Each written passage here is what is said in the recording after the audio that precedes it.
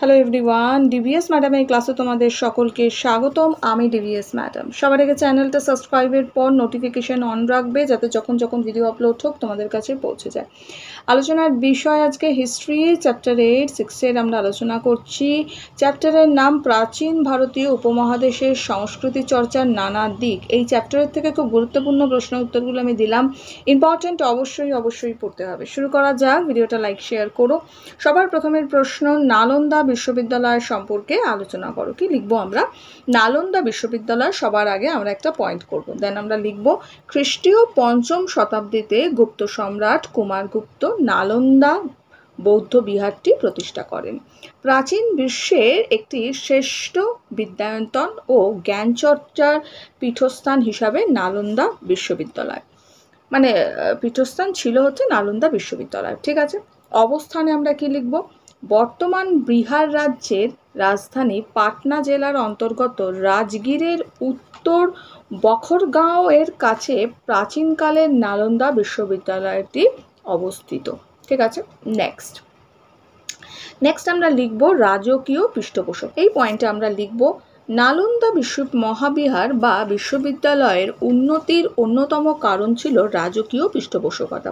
গুপ্ত আমল ও গুপ্ত পরবর্তী পুষ্যভূতি বংশীয় রাজারা ও পাল রাজারা নালন্দায় কৃপাদৃষ্টি প্রদান করেছিলেন।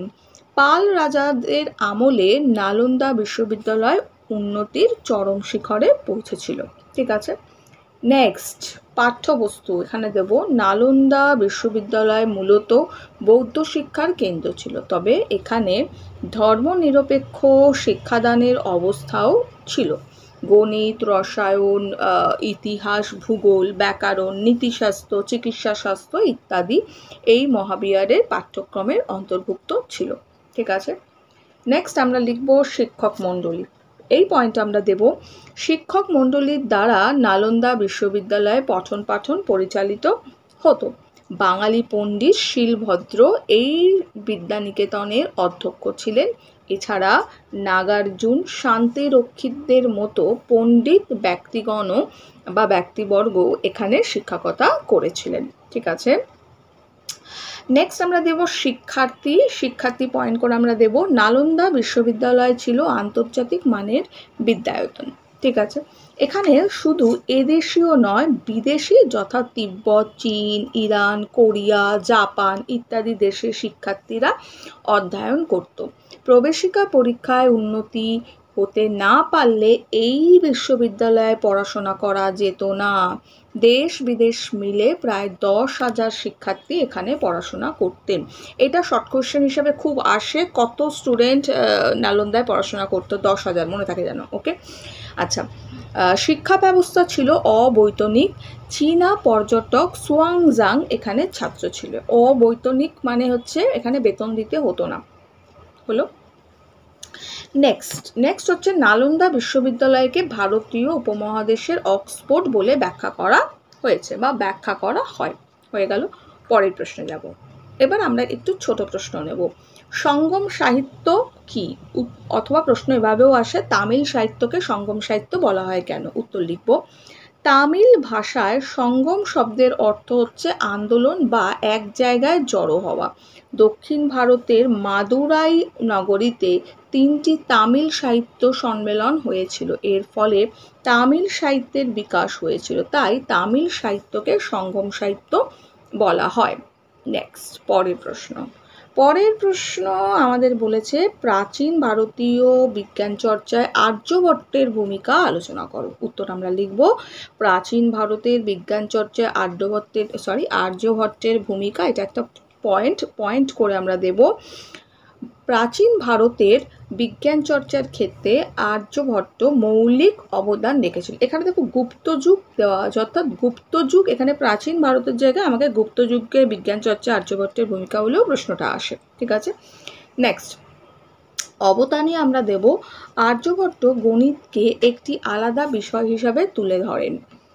তিনি শূন্যকে তিনি শূন্যকে আলাদা সংখ্যা হিসাবে ব্যবহার করেন। এছাড়া সময়, গ্রহ নক্ষত্র বিষয়েও আলোচনা করেন। তার মতে পৃথিবী গোলাকার এবং নিজের কক্ষপথে ঘুরছে, এটা আর্যভট্ট বলেছিল। ওকে, চন্দ্রগ্রহণের কারণ তিনি ব্যাখ্যা করেন। হয়ে গেল। নেক্সট, তৎকালীন সময়ের পরিপ্রেক্ষিতে তার মতামত ছিল আধুনিক। পরের প্রশ্ন বলছে বৌদ্ধ মতে চরক প্রথম কনিষ্কের আমলের লোক ছিলেন। বৌদ্ধ মতে, ভালো করে শুনবে, প্রশ্নটা ইম্পর্টেন্ট। বৌদ্ধ মতে চরক প্রথম কনিষ্কের আমলের লোক ছিলেন। তাহলে চরক সংহিতা কি চরক নামের কোনো ব্যক্তির লেখা?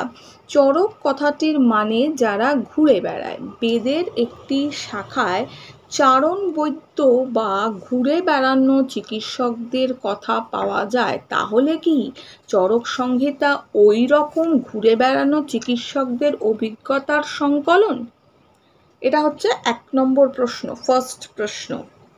এটা হচ্ছে আমাদের ব্যাখ্যামূলক প্রশ্ন বা ভেবে দেখো প্রশ্ন। নেক্সট হচ্ছে আসে পরীক্ষায়, খুব ইম্পর্টেন্ট, পড়তে হবে। নেক্সট 2 নম্বর হচ্ছে এর সঙ্গে আরেকটা প্রশ্ন, সুশ্রুত কোন সময়ের লোক ছিলেন তা নিশ্চিতভাবে জানা যায় না। সুশ্রুত কথাটির মানে যিনি বা যারা ভালো করে শুনেছিলেন। তাহলে সুশ্রুত সংহিতাও কি ওই রকম চারণ বৈদ্যদের অভিজ্ঞতার সংকলন? হলো।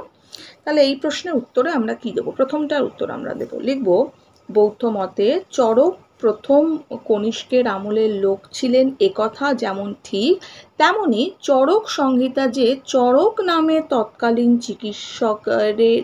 চিকিৎসকেরই লেখা এ কথাও ঠিক। তবে চরক নামের ওই ব্যক্তির যাযাবর ছিলেন কি না তা বিষয়ে বা সে বিষয়ে গবেষণার অবকাশ রয়েছে। কারণ পঙ্কজ কথার অর্থ যার পাকে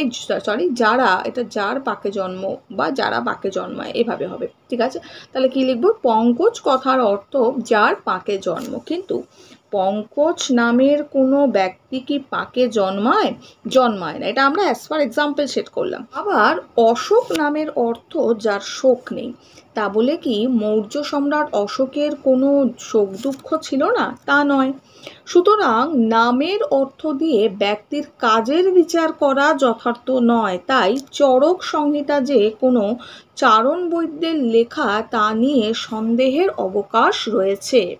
হলো। নেক্সট আমরা পরের প্রশ্ন উত্তর লিখব। সুশ্রুত সংহিতা গুপ্ত আমলের একটি বিখ্যাত শল্য চিকিৎসার গ্রন্থ, যা সুশ্রুতদেরই লেখা। সুশ্রুত নিজে যে চারণ বৈদ্য ছিলেন এমন কোনো তথ্য পাওয়া যায় না। হলো। তাহলে এই প্রশ্নগুলো এখন আপাতত দিলাম, এগুলো পড়ো। নেক্সট ভিডিওতে আরও প্রশ্ন উত্তর নিয়ে আলোচনা করব।